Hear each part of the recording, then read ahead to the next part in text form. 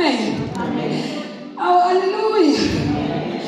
uJesu ishiba ngathi he revealed God by being God.